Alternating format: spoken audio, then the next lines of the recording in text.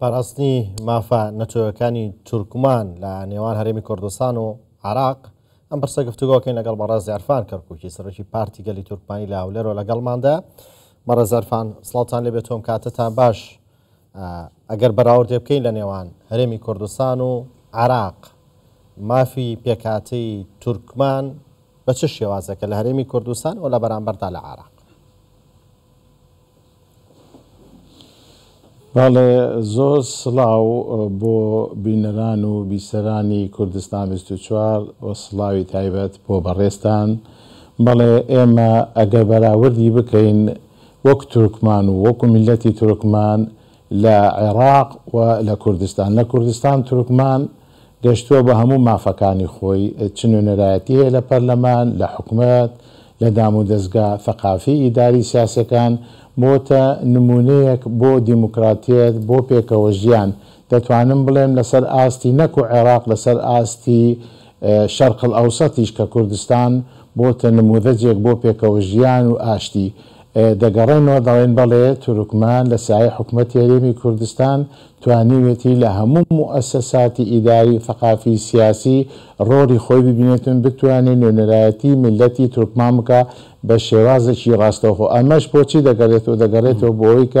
کە سەرۆکی حکومەت بەڕێز کاک مەسعود بەرزانی کە هەمیشە پاڵپشت بووە، پشتگیری میلەتی تورکمانی کردووە لە موسسات و ئیدارەی حکومەتی هەرێمی کوردستان و خصوصا کابینێن و توانی ڕۆڵێکی باش ببینێتن لە هەموو بوارەکانی ژیاندا. ڕۆڵەکانی تورکمان، نوێنەرەکانی تورکمان لە موسساتی ئیدارەی حکومەت توانیان زۆر بە شێوازێکی باش بتوانن هەماهەنگ و لەگەڵ دام و دەستگاکانی حکومەت بتوانن خزمەت بە میلەتی تورکمان بکەن، نوێنەرایەتی باش ڕۆڵێک ببینن. دەگەڕێنەوە بۆ سەر ئاستی عێراق بەداخەوە، یعنی ئێمە لە 2003 کە ڕژێمی دیکتاتۆر نەما لە عێراق، ئێمە چووینە بواری پرۆسەی دیموکراسی، بواری ئازادی و پێکەوە ژیان و بووینە خاوەنی دەستور لە عێراق. دەستور کە دیباجەکەی دەستور دانرا کە هەموو لایەنەکان بەشداریان کرد لەو دەستورەدا. ئێمە دەتوانم بڵێن ڕۆڵی جەنابی سەرۆک بارزانی، کاک مەسعود بەرزانی هەمیشە کە پشتگیر و پاڵپشت بووە لە ناو دەستوری هەمیشەی عێراقدا بۆ چەسپاندن و دابینکردنی مافەڕەواکانی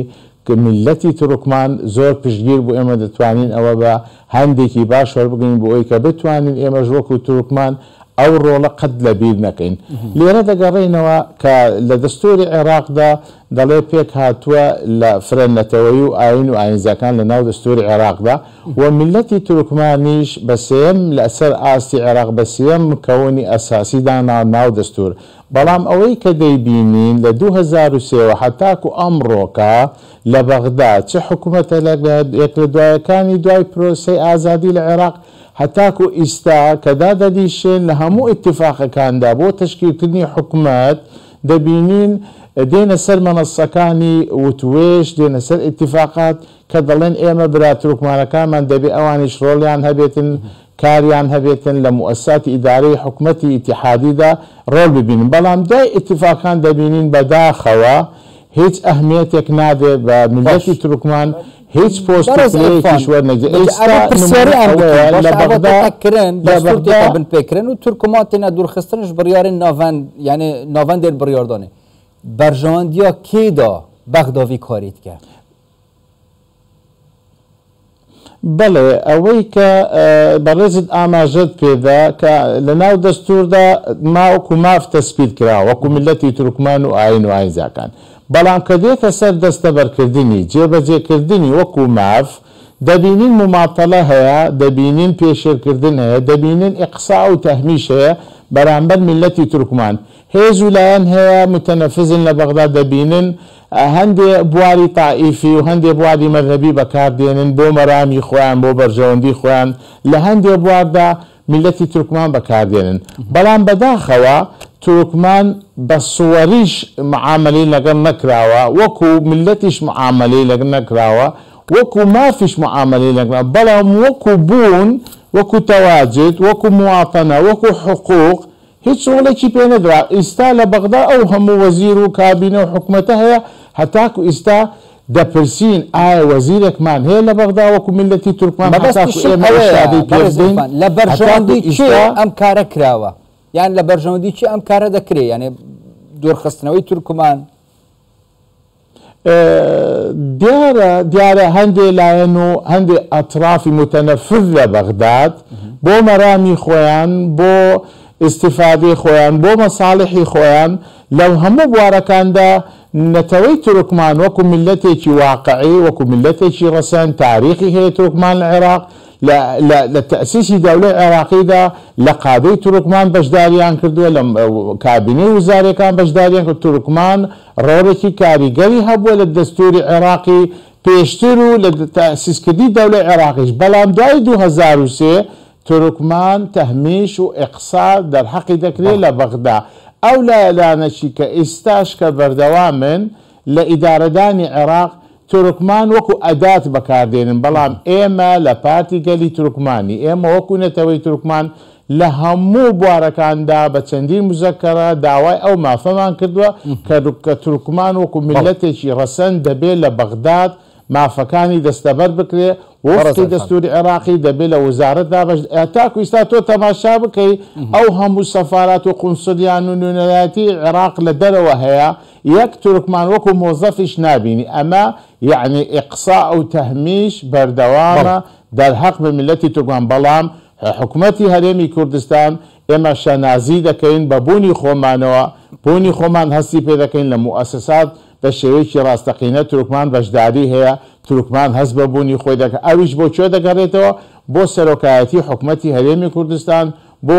لایەنە سیاسی کوردستانیەکان بتوانین بڵێن کە ڕۆڵێکی تایبەتیان هەبوو بۆ ئەوەی کە پشگیری لە قەزەی تورکمان و میلەتی تورکمان کە بتوانێت هەماهەنگ بێ کە بتوانێت ئاشتیانە برایانە بتوانێت ئێستا دەتوانین مەعیار وەربگرین کوردستان گەورەترین نموذەجە بۆ پێکەوە ژیان کوردستان دەتوانین وەری بگرن وەکو نەماوێژ بۆ مەنتەقەکە بۆ دەوڵەتانی دەوروبەر کە پێکەوە ژیان گەشتۆتە ئاستێکی جوان ئێستا هەولێری پایتەخت هەولێری خۆشەویست کە پایتەختی هەمووانە پایتەختی کوردستانە سەرۆکایەتی حکوومەتی لێ سەرۆکایەتی هەرێمی لێ سەرۆکایەتی پەرلەمان لە هەموو ئۆرگانەکاندا دەبینین تورکمان تەواجدی هەیە تورکمان شان بە شان برا کوردەکانیان کار دەکات هەرێمی کوردستانە مافەنەتەوەکانیان پارێزراوە و پۆستیان هەیە 8 پۆستی پلە باڵا لە هەرێمی کوردستانە دراوە بە تورکمان ئێوە پێتان وایە لە عێراق دەبێت چ پۆستێکتان پێ بدرێت چونکە لە سێ سەرۆکاتەکەی عێراقا هیچ تورکمانێکی تێدا نییە ئێوە چ پۆستێک لە سێ سەرۆکاتەکەی عێراق بە مافی خۆتان نەزانن وەکو نەتەوەی تورکمان ئێمە لە دوای وەکو ئیشارەتم پێدا لە دوای 2003 ئاواتمان بوو ئامانجان بوو وەکو عێراقی وەکو نەتەوە وەکو مواتەنە و حقوقی مواتەنە وەکو تورکمان دەبواە ئێمە لە هەسێ سەرۆکایەتێکەکەی عێراق لە ڕیاسی جمهوری نائب ڕئیس جمهوریمان بەرکەوتە لە ڕیاسی حکومەت نائب ڕئیس وەزەرامان بەرکەوتە لە ڕیاسی پەرلەمان نائب ڕئیس پەرلەمان وەکو مکەونێکی ئەساسی وەکو شعبێکی ئەسیر وەکو نەتەوەی تورکمان کە دەستوری عێراقی ڕێی پێداوە کە مافی خۆیەتی بتوانێت مزاولەی کاری خۆی بکاتن وەکو میلەتیش هەست بکەین لە ناو عێراقدا لە ناو حکومەتی ئیتیحادیدا مافەکانمان دەستەبەرکراوە بەڵام هەتاکو ئیستا بەداخەوە ئەوە جێبەجێ نەبووە ئومێدەوارین لە ئایندەدا ئەمە بەڕەهەند وەرگرێ بە نەزەری ئەعتیبار وەرگرێ وەکو مکەونێکی ئەساسی وەکو شعبی تورکمانی ئەو نمونەیە کە لە کوردستاندا هەیە لە بەغدا جێبەجێ بکرێتن ڕێز عرفان کەرکووکی سەرۆکێ پارتە گەل لە تورکمانیش هەولێرە پاواکە ڕاستە خودیانما دەبوون گەلێک سوپاس بووە